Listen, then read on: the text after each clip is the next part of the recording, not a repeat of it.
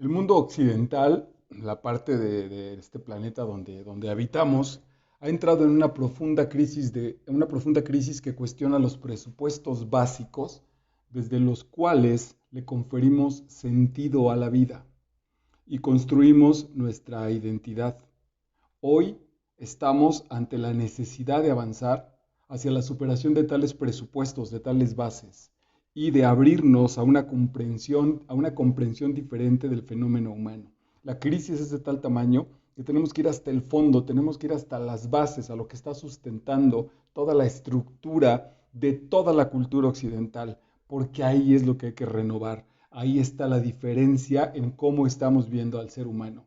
Este maravilloso plan arranca con este texto precioso, muy profundo, muy filosófico, muy largo. Es probable que tenga que hacer dos sesiones de esta cápsula, así que estate atento. Y se llama Ontología del lenguaje del maestrazo Rafael Echeverría. Rafael Echeverría es un sociólogo y doctor en filosofía chileno, impulsor de la disciplina llamada coaching ontológico, el coaching verdaderamente serio. Ahora también hay una gama abaratada, una gama bastante simple, bastante banal. La gente se queda con el primer elemento que piensa que es el coaching, y aquí está la base, aquí está la verdadera Biblia, digamos, el origen, el nacimiento de todo este proceso que tiene que ver con situaciones filosóficas, con situaciones ontológicas.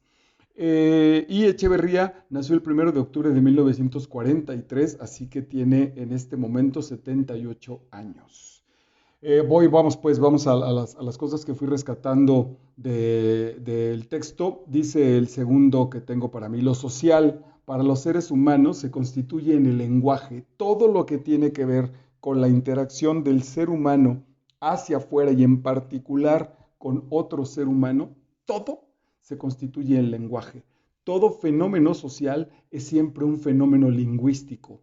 Siempre es un fenómeno lingüístico lo que lo provoca, es decir, siempre es algo que se tiene por decir, siempre se tiene presupuesta una idea, siempre se discute un plan, pero en el fondo siempre estamos discutiendo situaciones que tienen que ver con el lenguaje. Los cambios quizá más importantes tuvieron lugar en un área menos visible, en la transformación de nuestras categorías mentales, en la primera ontología, en el primer desarrollo de la filosofía y de lo que generó nuestra cultura occidental, en la transformación de nuestras categorías mentales, en la manera en que los seres humanos piensan sobre ellos mismos y sobre el mundo. Pensábamos que lo que nos daba sustento era el ser. Siguiendo un poco a Platón, Platón hablaba de que estábamos en una caverna, pero fuera de esa caverna donde existía la verdadera luz, ahí habitaba un ser, que de ese ser está compuesta nuestra esencia. Por eso es que podemos presentarnos, por eso es que podemos estar en el mundo, porque tenemos sustento en ese ser. Las religiones le van a llamar Dios. Dios, diría después Aristóteles, es el primer motor. Antes, es la causa primera. Antes de Dios no hay una causa. La primer causa entonces es Dios, y todo el resto seremos consecuencias de ese primer motor. Esa es la ontología, la manera de revisar la ontología antigua o clásica, que va a ser sacudida en términos de lenguaje, primeramente por Nietzsche, que va a empezar a trabajar el asunto sobre el sentimiento y el cuerpo, y después quien va a pretender que genera completamente un asunto para darle vuelta a esa situación es Martin Heidegger. A partir de Heidegger y del filósofo inglés Wittgenstein va a empezar una revolución que va a llegar a sus, yo creo que son sus límites, pero hay que, justo lo que dice Echeverría, hay que ir por esos límites, hay que ir por ese sustento para renovarlo y a partir de ahí generar otra visión del mundo basada ahora en el lenguaje. Lo ontológico va a ser el lenguaje. Esta nueva, comillas, ontología del ser va a estar basada en que tenemos un ser que va a cobrar su esencia de ser, va a cobrar su base de ser a partir del lenguaje. No de manera barata con lo que yo diga. Mi verdad no es una verdad universal. Mi verdad va a ser, lo vamos a ver pronto, una posibilidad de renovación.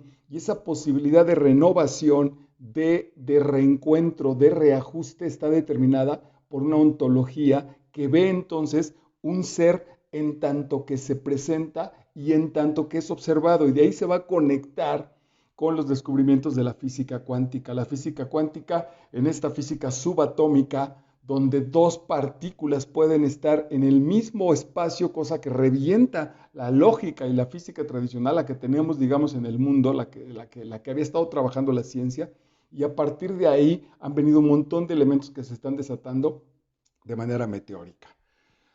Bueno, entonces los cambios más importantes han estado viviéndose en cómo vemos el mundo, no en que el mundo en realidad esté cambiando, sino en cómo nosotros vemos esos cambios y cómo esos cambios, muchas de esas ocasiones, entonces se muestran, aparecen en la realidad que está determinada por el observador. Con el interés por la pregunta, ¿qué es? Dice Echeverría que hasta la Ilíada y el nacimiento de la cultura griega, el mundo era un mundo descriptivo. Si leemos la Ilíada y la Odisea, describen el mundo, vemos lo que otros hacen. Y entonces vemos que Aquiles es muy valiente o hace actos valientes, o que Héctor pelea, etcétera, etcétera. La gran pregunta filosófica en ese sentido es, ok, Aquiles hace o Héctor hace actos valientes o actos de fidelidad para su familia. La gran pregunta es, ¿qué es la fidelidad?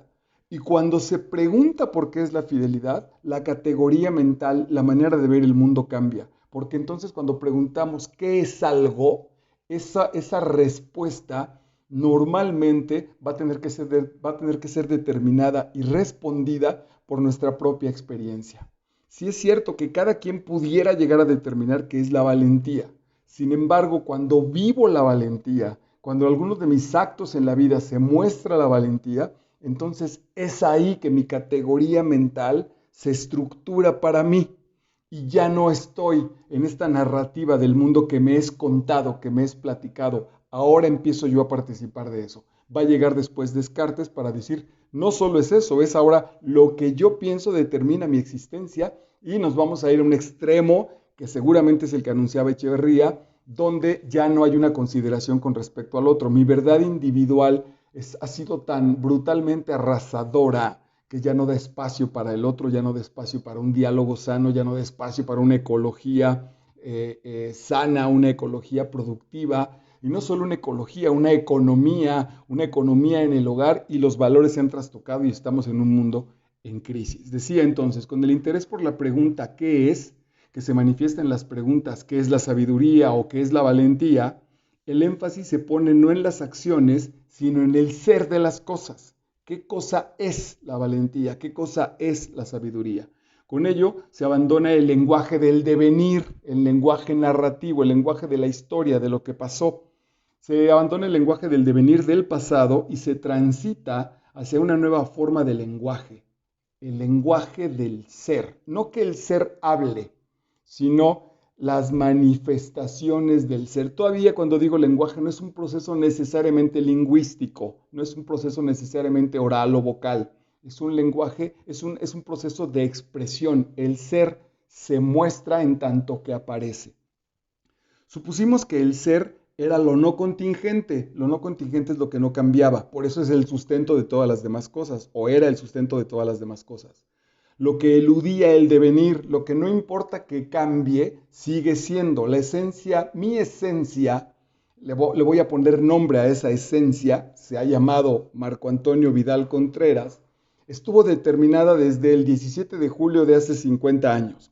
Bueno, desde ahí hasta este momento ha cambiado muchísimo mi cuerpo, se estiró, se empezará a contraer, ha estado más delgado, mis carnes se han modificado, me salieron barbas, bla, bla, bla, bla, bla, mis uñas han cambiado cientos, miles de veces seguramente. Y sin embargo, hay algo que no se ha modificado, por ejemplo, mi historia, mis relaciones personales. Eso es lo que se considera, ese no cambio, eso que no está en la contingencia, ese marco que sigue siendo a partir de todas sus edades en esta vida, es lo que estábamos determinando como la esencia, como el ser que está puesto ahí. Incluso las religiones van a apostar con la idea de que ese ser, aún desapareciendo de esta vida material, va a mantenerse en el cielo, en el más allá, etcétera, etcétera. Supusimos que el ser era lo no contingente, lo que eludía el devenir histórico, lo que siempre permanecía igual. El pensamiento, postula Descartes, nos convierte en el tipo de ser que somos, es decir, Si estoy consciente y tengo claro que pienso, a partir de esa determinación me voy a comportar. Es porque pensamos, dice Descartes, que podemos concluir que existimos. Esa es la base de pienso, luego existo. Ok, pienso, y si pienso, entonces existo. Ese es el pilar desde donde se sustenta. Yo pienso, nos dice, luego existo. El pensamiento es la base del ser. La razón, entonces, es lo que nos hace humanos. ¿Qué nos distingue como seres humanos? Que pienso. Ahora, bueno, no es de este trabajo. ¿Qué pienso? ¿Qué determino? ¿Hago mal? Las acciones, las situaciones éticas, de acuerdo, ahí van a estar. Pero básicamente lo que me distingue como ser humano es el proceso del pensar. Cuando decimos que algo que es ontológico, cuando decimos de algo, referirnos a algo que es ontológico, hacemos referencia a nuestra interpretación de las dimensiones constituyentes que todos compartimos en tantos seres humanos y que nos confieren una particular forma de ser. Lo que me hace ser humano, que también te hace ser humano a ti que estás frente a esta pantalla, y que hace ser humano a mis hijos Jorge y Rodrigo, y que hace ser humano a mis amigos, es básicamente lo mismo que me hace ser humano a mí. Es lo que nos constituye a todas estas personas que he nombrado como seres humanos. ¿Qué es eso? Dice Descartes, el razonamiento, el pensamiento. Cada planteamiento hecho por un observador nos habla del tipo de observador que ese observador considera que es. Cada opinión, cada juicio que tengo sobre el mundo, en realidad nos está hablando del tipo de persona y de cómo observa ese mundo. Íbamos a hacer hace poquito un viaje a Michoacán, 3 personas. Cuando nos encontramos las 3 personas y empezamos a comentar el viaje, yo me acuerdo haber comentado que ojalá no hiciera demasiado frío y que traía en mi mochila chamarras. Otra persona comentó que ojalá se encontrara con un viejo amigo que estaba cerca de la ciudad donde íbamos, y alguien más venía muy preocupado porque en la carretera podían asaltar. Esas 3 maneras de enfrentar la misma realidad, nosotros pensamos que son objetivas porque las tenemos fuera. Porque este quiere ver a una persona, porque yo espero que no haga frío, y la otra porque no nos asalten. Pensamos que el asunto está afuera. Ese juicio, esa emisión del pensamiento que hicimos, en realidad está hablando de nosotros como observadores. A mí lo que me preocupa es mi bienestar físico. Al otro lo que le preocupa o lo que le apura es su situación psicológica con respecto a su amigo. Y a la otra persona lo que le preocupa es que no le vayan a desprender de sus cosas porque nos van a robar. Esas 3 preocupaciones determinan qué tipo de observadores del mundo somos, y por lo tanto también, en ese sentido, qué tipo de personas y cómo se está manifestando nuestro ser.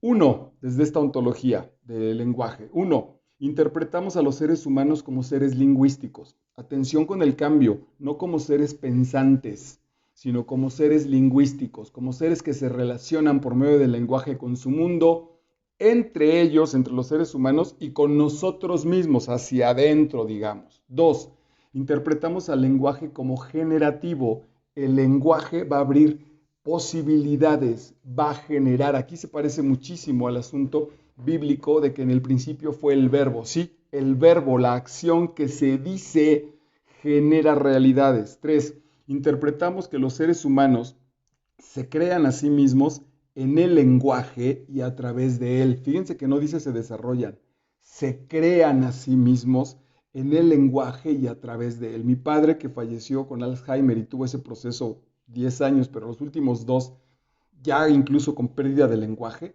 el gran comentario era que lo que veíamos irse era su humanidad.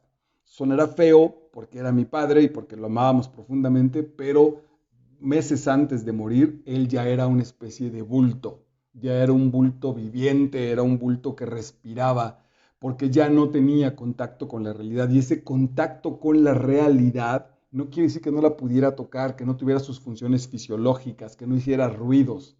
Lo que sucedía es que ya no lo podía nombrar. Por eso también es brutal el Alzheimer, porque deja de nombrar las cosas. Y si dejamos de nombrar las cosas y dejamos de relacionarnos con ella desde el asunto lingüístico, perdemos realidad, perdemos humanidad.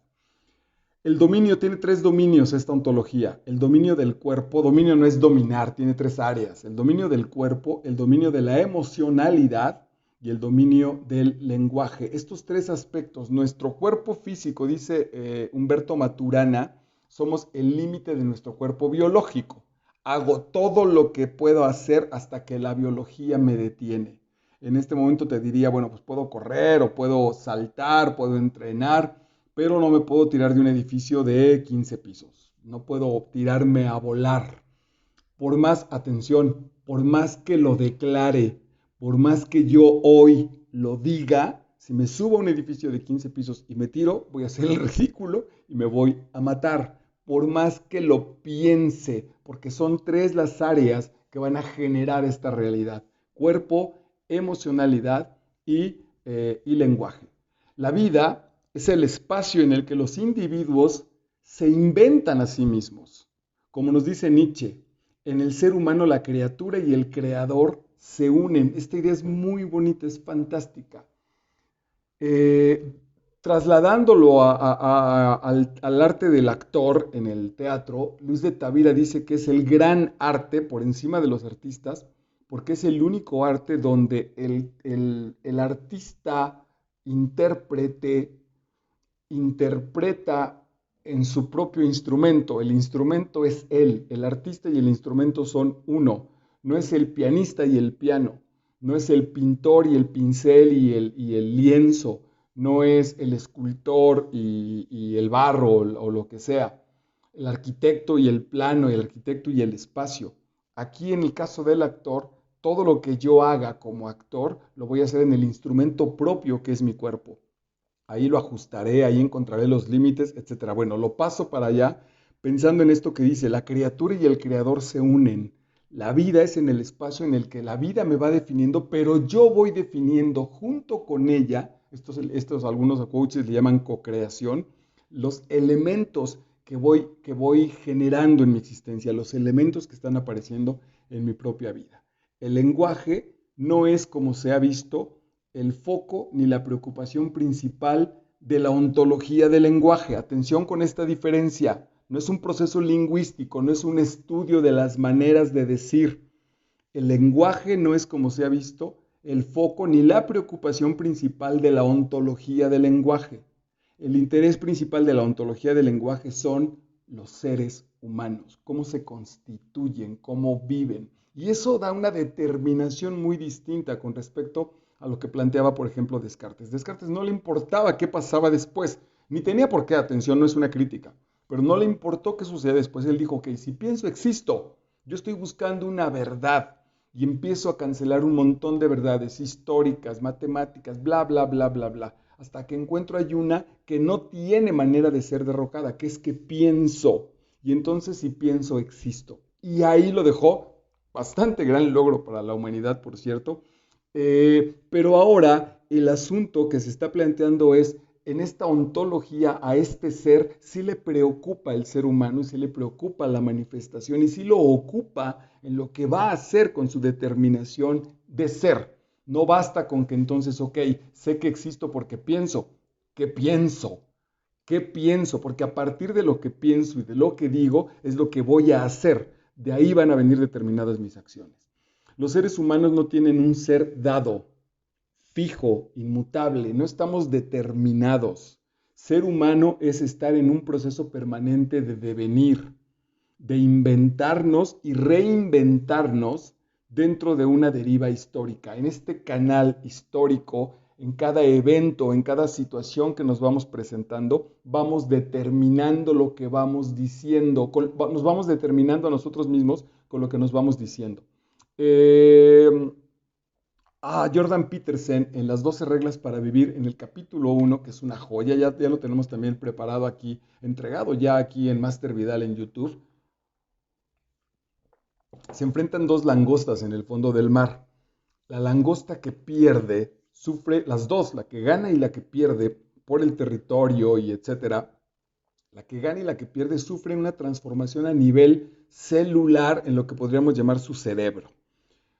Y entonces la que gana, digamos que cerebralmente se vuelve más poderosa y encuentra determinaciones físicas para ser más poderosa y seguir participando en la guerra biológica de la especie.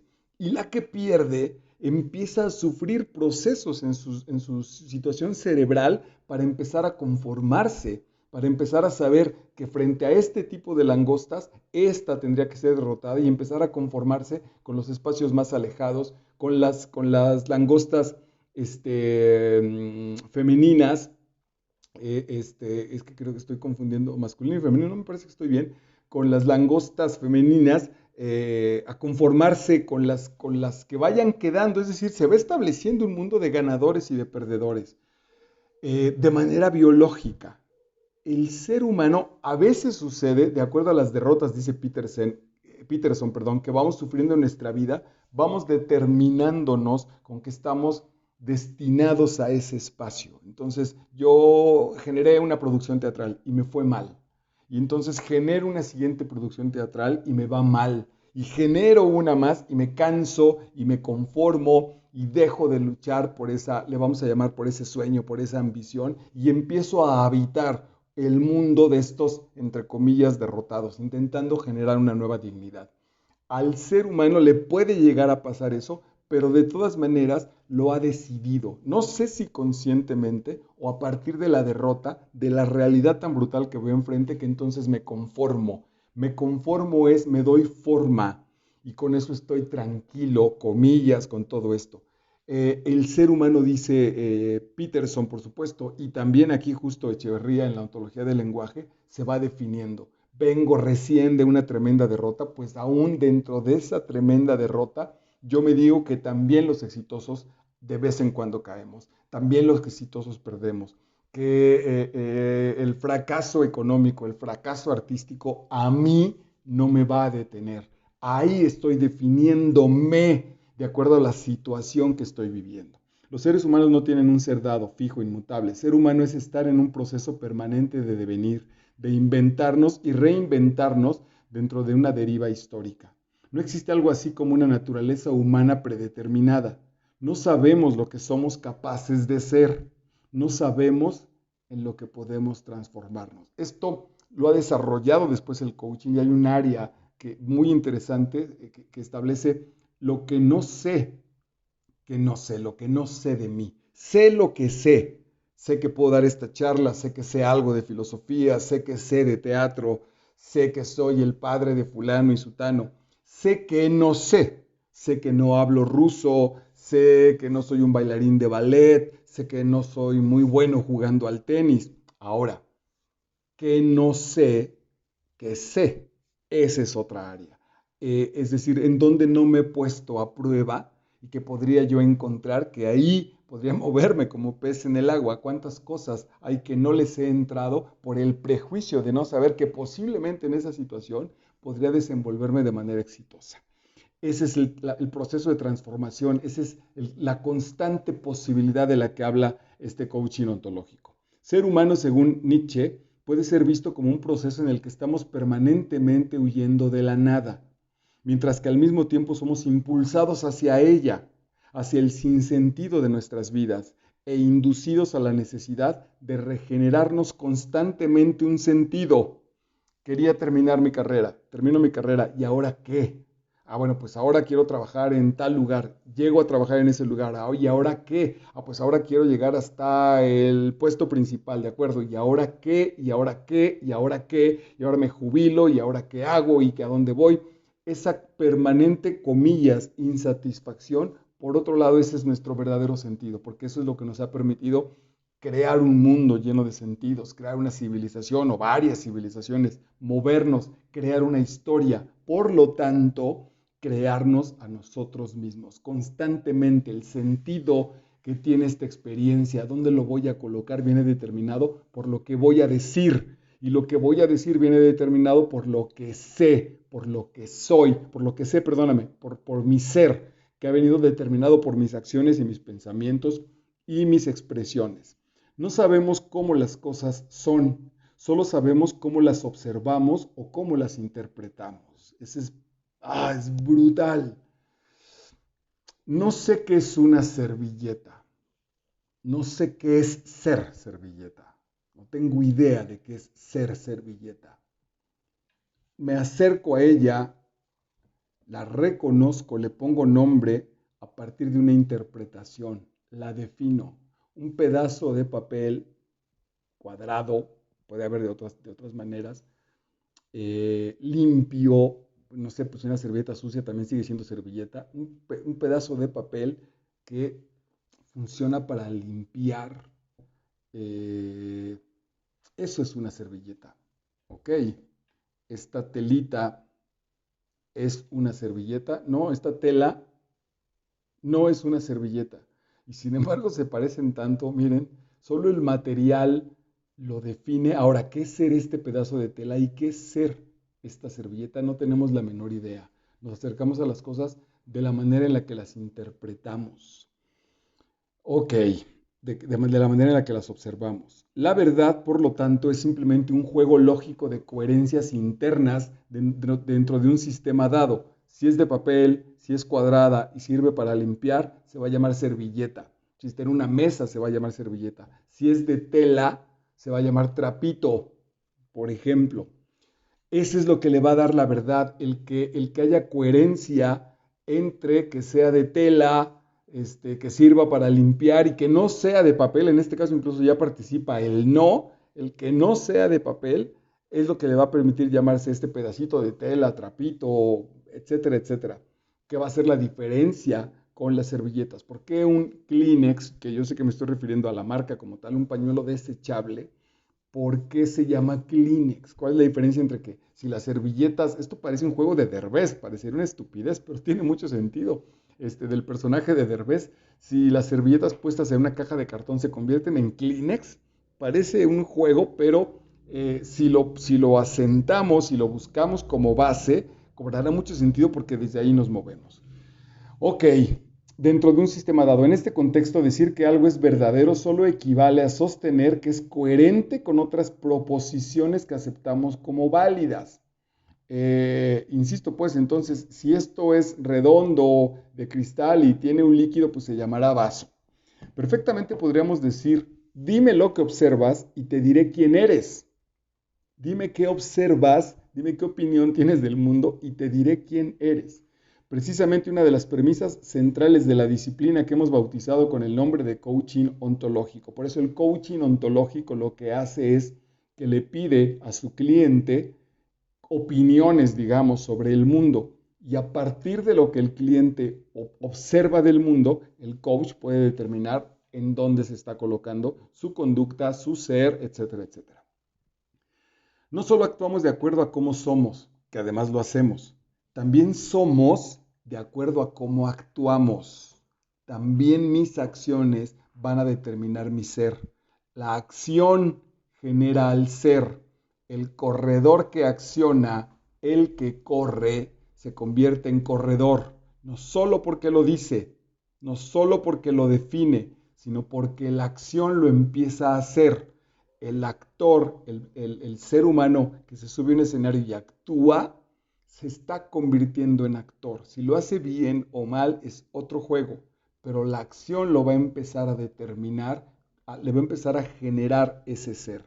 Uno deviene de acuerdo a lo que hace. Vamos convirtiéndonos de acuerdo a nuestras acciones. El ser solo es un momento en el proceso del devenir, solo ese momento, digamos, de aparición, solo una cara de este mismo proceso. La otra cara de ese polo de tensión que enfrenta al ser con su disolución, con su posible desaparición y con las posibilidades de transformación, es lo que llamaremos la nada. Ese espacio donde el ser va a dejar de ser, le vamos a llamar la nada. En teatro tenemos otro ejemplo, lo maneja mucho Eugenio Barba. Dice, lanza algún objeto hacia arriba. A lo que le vamos a llamar subir, va a haber un momento en que va a dejar de subir. Una micra, si quieres. Ya no va a subir más, va a tener un límite. Enseguida va a bajar. Ese punto límite donde no sube, pero todavía tampoco baja, le van a llamar aquí desde la ontología del lenguaje, la nada. Se va a encontrar en un proceso de nada, porque ya no está subiendo, pero todavía no está bajando. Esa pequeña aparición, esa pequeña suspensión en el tiempo es lo que va a definir este espacio que ahorita nos está trabajando Echeverría. En esa, en esa presentación donde no sube pero tampoco baja, ahí se manifiesta el ser, ahí está apareciendo. Y paradójicamente le vamos a llamar nada al asunto de que no sube pero que tampoco baja. Nuestras acciones no solo revelan cómo somos, también nos permiten transformarnos, nuestras acciones, ser diferentes, devenir. Este es un segundo principio del coaching ontológico y nos capacita para realizar lo que llamamos intervención ontológica. Al hacer posible que una persona actúe, la llevamos a la acción de un modo determinado y nuevamente no olvidamos que el lenguaje es acción, decir es hacer. El coaching ontológico le permite moverse en una determinada dirección y dejar atrás sus antiguas formas de ser. Perdón, esto ya aplicado, ya con esta ontología ya aplicada. Yo quiero ser un campeón. Bueno, pues entonces empieza a generar acciones de campeón. Ese es el asunto. Por eso, en algún texto muy lindo de las conversaciones con Dios, que ya lo hemos trabajado aquí, Dios le dice a alguien que dice, quiero bajar de peso, pero me da flojera porque faltan 3 semanas o falta un mes y eso me desespera y entonces termino renunciando y ya no bajo de peso. Y le dice la voz, empieza a comportarte hoy como si ya estuvieras en tu peso ideal. Y entonces él dice, pero ¿cómo? Es una tontería porque voy al espejo y me veo con 100 kilos. Ok, eso no importa. Compórtate como si tuvieras 70.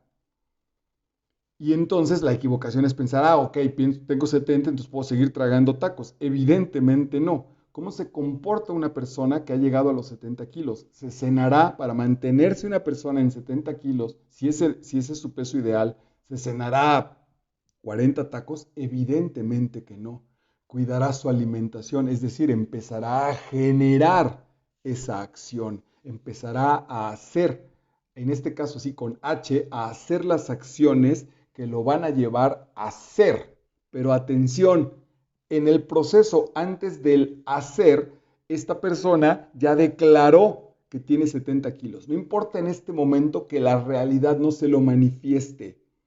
No importa en este instante que la realidad me diga pesas 120 kilos. Si yo ya digo que soy un tipo que tengo 70 kilos y me empiezo a comportar, a tener acciones de un tipo que pesa 70 kilos, voy al paso del tiempo a lograr ese objetivo. El tiempo solo va a ser este canal de unidad donde juntará mi declaración con mi realidad, ahora sí ya física, ahora sí ya comprobable.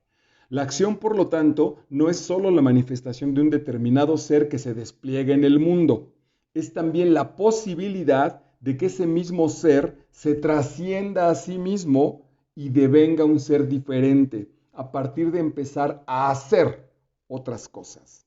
Dicen que la vejez justamente es el gran madrazo de dejar de moverse. Cuando uno establece el punto en el que dice, ok, ya me cansé y entonces eso pasa al cuerpo, ahí viene un nuevo proceso. Mientras tardará pues en llegar o incluso quizá como tal, en términos como de la destrucción, a lo mejor no llega porque mi determinación está en constante movimiento. La acción, por lo tanto, ya está. El lenguaje en cuanto fenómeno es lo que el observador ve cuando ve una coordinación consensual de la coordinación de acciones. ¿Qué es el lenguaje? Decirle a alguien, si tuviera una pareja, si estuviera aquí con alguien y le diría, yo hago la charla mientras tú preparas la cena y después yo lavo los platos mientras tú escuchas tu música. Y si eso sucede, quiere decir que nos entendimos. ¿Cómo comprobamos que nos entendimos? ¿Cómo comprobamos que estamos hablando el mismo lenguaje? Porque las acciones se coinciden con el otro. El lenguaje, sostenemos, es una coordinación recursiva del comportamiento. Este es fundamental, somos el relato que nosotros y los demás contamos de nosotros mismos. Si yo digo soy actor, es porque yo cuento situaciones de actor. vengo del teatro, vengo de un ensayo, traigo un libreto. Y los otros también me dicen eso. A mí la gente no me habla para barrer una calle, no me habla para administrar una empresa, me habla para montar una obra de teatro. Reiteramos, al modificar ese relato, modificamos lo que somos. Si yo dejo de hablar de mí como actor, seguramente dejaré de ser actor. Atención con eso que parece, es una especie de sutileza. Perdón, dije de hablar. Si dejo de generar el lenguaje actoral, voy a salir del asunto actoral. Si empiezo a dejar el lenguaje actoral y empiezo a trabajar el lenguaje administrativo, voy a tener un cambio. Voy a dejar de ser actor para convertirme en administrador, en gerente, en lo que quieras. Ese cambio lo determinó el lenguaje. La ontología del lenguaje toma distancia del concepto metafísico de la verdad, concepto que marca el objetivo primordial del pensamiento racional, ya lo trabajamos. Supone la ontología del lenguaje, por el contrario, que solo existen interpretaciones más o menos poderosas, relatos que pueden abrir y cerrar diferentes posibilidades para los seres humanos. Nos permite hacernos plenamente responsables de nuestras vidas. Ese es brutal, es fundamental. Ayer decía alguien, ya no hablo con mi mamá porque mi mamá siempre me dice lo mismo, entonces ya no le genero planes a mi mamá, ya desaparecí de su vida. Y le cuestiona el coach, ok, tu mamá ha dicho eso siempre, ¿tú has escuchado lo mismo siempre? Y fue así, ¡boom! Sí es cierto, yo soy el responsable de esa relación. Es posible que yo esté escuchando lo mismo en el término superficial. ¿Qué tal si ella me repite lo mismo porque no he acabado de entender algo? Porque ahí está su límite, ¿no? Como si yo dijera, pues es que no tengo mascota, no tengo un perro porque no le entiendo, porque solo ladra. Bueno, pues ese es su límite. Sin embargo, si yo escuchara, si de verdad escuchara, yo podría llegar a distinguir, y de hecho sucede, hasta los ladridos de mi mascota. Entonces, a partir de su ladrido o que no ladre, puedo determinar si está contento, triste, tiene hambre, se siente sofocado, está enfermo, etcétera. Lo que hay que modificar, dice, es la escucha, y de la escucha yo soy el responsable absoluto. Eso fue muy grande. Nos permite hacernos plenamente responsables de nuestras vidas, nos permite elegir las acciones que nos llevarán a convertirnos en aquel ser que hayamos escogido. Lo que decimos, hacernos responsables de nuestro lenguaje, nos va a permitir escoger qué acciones vamos a determinar. Y si ya concluimos, ya pasamos que las acciones hacen el ser, entonces lo que voy diciendo es lo que me va convirtiendo en ser. Estaba con una pareja que un día me dice, se empezó a poner como en crisis la relación y yo paré y dije, ¿qué está sucediendo? Te noto alejada, te noto, etcétera, etcétera.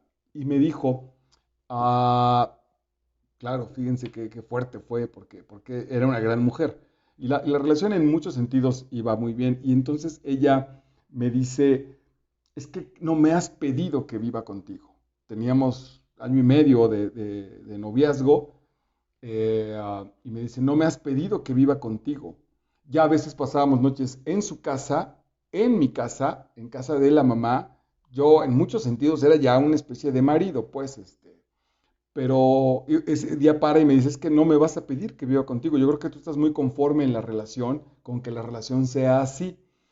Vino porque yo me tenía que cambiar de casa. Entonces ella pensó sin comentármelo, sin consultármelo, que era una buena posibilidad. Si yo me tenía que cambiar de casa, posiblemente podría decirle, pues ya vente a vivir conmigo. Como no hice eso, entonces ella decidió parar la relación, quebrar la relación. Cuando yo argumenté por qué no lo había hecho, que no había sido por falta de amor, yo le dije, es que desde que soy tu novio y desde antes, incluso desde que te conozco, pero todo el proceso que he sido tu novio, no has dejado de decir, no has dejado de mencionar marcas de ropa, marcas de carro, lugares donde vivir, todos esos caros. No has dejado de mencionar viajes, paseos, bebidas, restaurantes. A partir de lo que has dicho, yo he determinado con lo que he escuchado que no tengo yo para darte ese tren de vida. Es decir, de pronto ahorro y me alcanza para ir al restaurante que quieres y para comprar el regalo que quieres y etcétera. pero llevarte a mi economía y que implicará que entonces ahora que paguemos un departamento los dos y que paguemos las cosas de los dos, eso va a reducir el asunto de ir a comer a tal restaurante o comprar tal marca de ropa o etcétera, etcétera. No me atrevía a pedirte que vivieras conmigo. La verdad es que te quiero, te amo profundamente, pero y me encantaría vivir contigo, pero me quedó claro relativamente desde el principio que en tanto yo no tuviera esa capacidad económica, no iba a poder alcanzarte, no te voy a sacar de un lugar mejor para que vengas a vivir peor por amor. No somos adolescentes románticos. Eh, lo ajustó, dio sus propias razones, pero el gran asunto fue que creo que no sé si a ella le quedó como conciencia, que es que ella determinó su realidad a partir de lo que estaba diciendo. El punto era ese. Si yo en una reunión me dicen, oye, pues solo tengo este vaso, pero no es de cristal cortado, y yo digo, venga, pues no pasa nada, quiero agua, eso deja una información diferente a decir, oye, no, sabes, es que si el vaso no es de cristal cortado, yo prefiero no beber agua, eso deja otra información. Se lo haya creído o no ella, ese es su asunto, pero ella fue lo que estuvo diciendo y fue lo que fue tirando al mundo.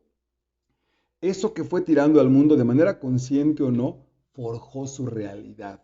Eso que fue diciendo estableció un parámetro del cómo la tratamos el resto de las personas y sin duda alguna también el cómo me tratan a mí a partir de lo que voy diciendo. La palabra genera una realidad diferente. Después de haberse dicho lo que se dijo, el mundo ya no es el mismo de antes. Este fue transformado por el poder de la palabra. Te voy a poner aquí un ejemplo muy sencillo. Le digo a una chica que es mi amiga, oye, ¿quieres ser mi novia? Y cuando ella me contesta sí o no, cualquiera de las dos situaciones va a reformar el futuro de la relación. Porque si es sí, solo por el poder de la palabra, ¿quieres ser mi novia? Y ella dice sí, la relación se va a transformar infinitamente. Pero también si dice no, seguramente esta vieja situación de amistad va a cambiar.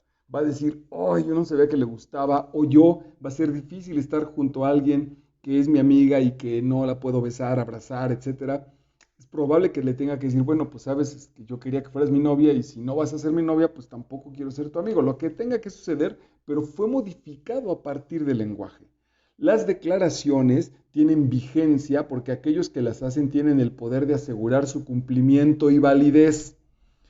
También hace poquito terminé una relación, creo que no terminó por aceptarlo porque ella me dijo, paso por ti el sábado y no pasaba, te veo el domingo y se cancelaba, nos vemos la próxima semana, un día me manda unas fotos para ir a tomar unas vacaciones en algún lugar y nunca aparecieron. Entonces el día que yo dije, sabes, no, lo que tú dices no tiene sentido. Has dicho 60 cosas que no suceden. Tú declaras y no te comprometes con lo que declaras. Yo no voy a estar esperando a ver si eso que dices, la magia lo tiene, la magia lo hace. No quiero una relación así. Yo también, no solo a partir de ese momento, tiene mucho tiempo y se distinguen las personas. La verdad es que las personas se distinguen. Ahora hasta cuando le digo a alguien, te aviso cuando llegue a mi casa, lo hago. No me importa si son las 3 de la mañana o si mi celular no tiene pila, busco la manera porque se cumple lo que yo hago. Mi declaración es muy importante. Cuando declaramos algo nos comprometemos a comportarnos consistentemente con la nueva realidad que hemos declarado. ¿Quieres ser mi novia? Sí, y nos empezamos a comportar con la declaración de ahora somos novios. Declarar no sé es el primer eslabón del proceso de aprendizaje. También se vale. No lo sé, no lo tengo en mi historia. No sé representa una de las fuerzas motrices más poderosas en el proceso de transformación personal y de creación de quienes somos. El no sé es fundamental porque lo que va a permitir, lo que me va a permitir es aprender.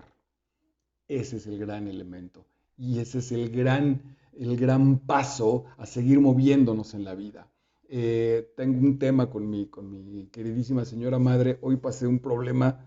Le dije, mamá, ¿me puedes mandar tu ubicación en un mensaje de WhatsApp? Y muy tiernamente la señora me escribió su dirección. Yo creo que hasta de haber pensado, ¿no te sabes la dirección? Y entonces ella escribió calle 28, ta, ta, ta. Y yo, no, mamá, necesito la ubicación. y la verdad es que no seguimos avanzando porque seguro ella se iba a desesperar. Bueno, estoy dando por seguro, porque normalmente corregirla se siente desesperada, se angustia porque no sabe usar su celular. Eh, ¿Por qué voy a este ejemplo? Porque no está siendo congruente con la realidad que está declarando. Cuando ella con respecto, ella sigue, voy a decir esto que es muy fuerte. Mi madre, por su edad y por sus muchas determinaciones con lo que ella dice, sigue considerando que el teléfono celular es un teléfono.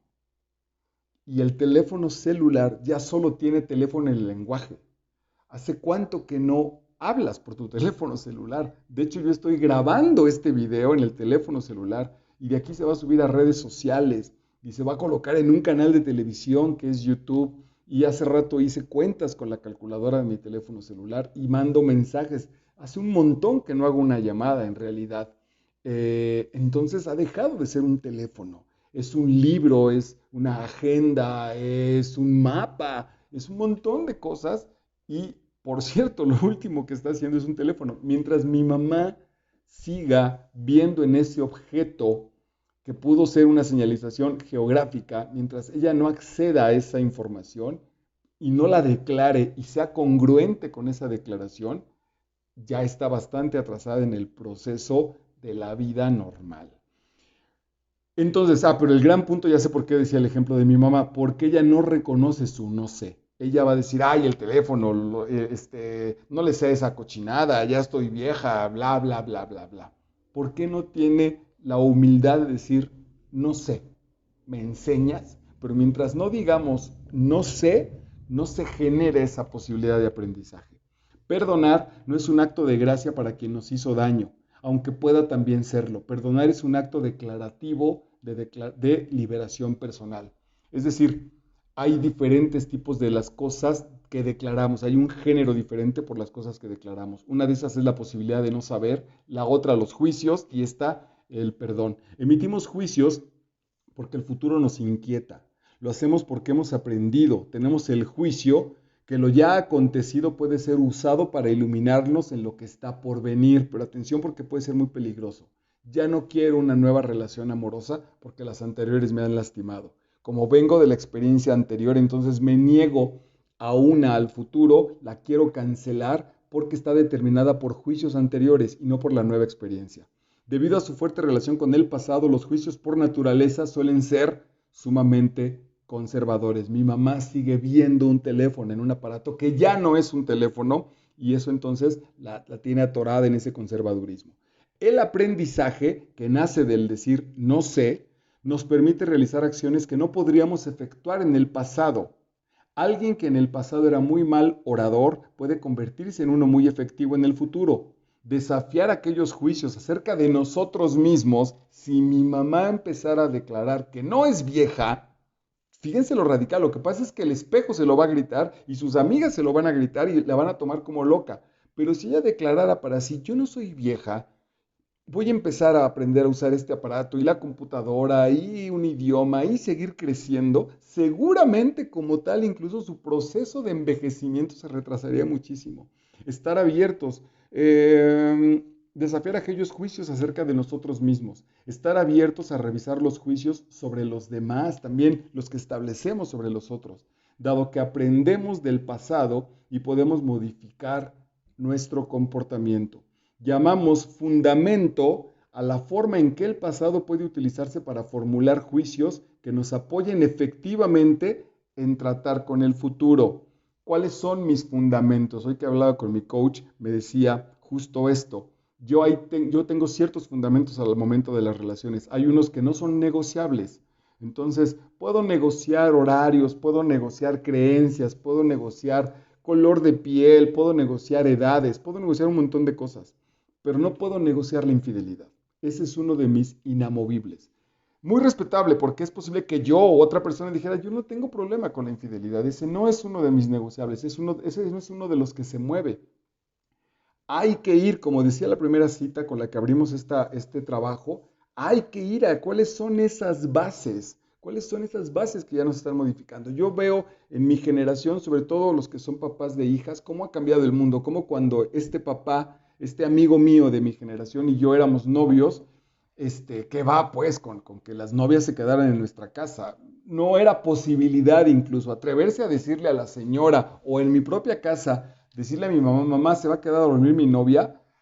No era ni siquiera plan, pues no, ni siquiera lo pensábamos. Entonces, evidentemente pensábamos si el hotel, si el escape, si el carro, si lo que tú quieras, pero era inconcebible, no iba a pasar. Y en cambio, cuando mi generación ya no somos novios, ya somos papás de las hijas, ya no hay ningún tema, ya no hay ningún tema, pues, yo mismo así decía, me ahorro el comentario como para no hacerlo, no tener mal gusto, de cuando me dio, y digo, ¿y tu hija no está? No, se quedó en casa de su novio, y creo que regresa la próxima semana, y le gritan a su esposa, oye, ¿dónde está fulana? Ah, pues en casa del novio. Ya no es tema, ya nadie se desgarra el asunto. Eso es lo que se ha ido modificando a partir, claro, los primeros seguramente que lo empezaron a hacer han de haber pasado muchos problemas. Pero esos son los fundamentos que estructuran nuestro mundo. Ok, el ser humano que logra acceder a todo su potencial de libertad es aquel que somete su existencia al rigor de la autenticidad. Esto viene como forma en la filosofía de Heidegger, que aprende a enjuiciar los juicios, que no repite el juicio de los otros, que da el suyo propio. No es nada sencillo y el mundo nos puede rechazar a partir de eso. Que aprende a evaluar las evaluaciones, a examinar los valores que encuentra a la mano. Ello lo obliga, por lo tanto, a trascender muchas de las formas elevadas que hacen la demarcación entre el bien y el mal y toma la responsabilidad para él mismo de crear esa demarcación. Se empiezan a modificar otros valores. Claro, aquí parece mucho de mi asunto histórico. Estaba también con una chica muy guapa, muy simpática, muy cariñosa, verdaderamente una ternura. Todo iba muy bien, me trataba de maravilla, yo estaba súper a gusto con ella, estábamos muy, muy a gusto. Y un día me presento ante ella después de una junta que me vi obligado a llevar saco y corbata y etcétera, y entonces me dice, te ves guapísimo, qué encantador, no te había visto nunca en corbata y saco y bla, bla. Y yo así muy bien, pues lo recibí muy bien, dije, pues muchas gracias, linda, bla, bla, bla. Me dijo, solo te hace falta un automóvil y en ese tiempo, hagan de cuenta que me hubiera dicho, y un celular marca fulana de tal, y con eso serás perfecto. Y mi prejuicio se desató.